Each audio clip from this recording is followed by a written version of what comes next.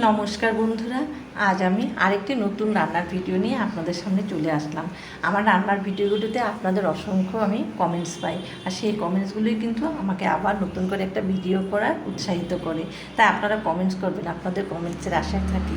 আজ দেখুন এই লম্বা বিনসগুলোকে নিয়ে আসছিলো, সেগুলোকে ভালোভাবে ধুয়ে লম্বা করে কেটে শুধু জল দিয়ে আমি একটু সেদ্ধ করে নিয়েছি। সেদ্ধ হয়ে যাওয়ার পর জলটাকে ঝরিয়ে নিচ্ছি, আবার একটু পরিষ্কার জল দিয়ে ধুয়ে আমি সাইডে রেখে দেবো বিনসগুলোকে। কড়াইয়ে সরষের তেল দিয়েছি, 4-5টি শুকনো লঙ্কা ভেজে তুলে রাখবো। তার সাথে কয়েক কোয়া রসুনকেও ভালোভাবে ভেজে তুলে নিচ্ছি।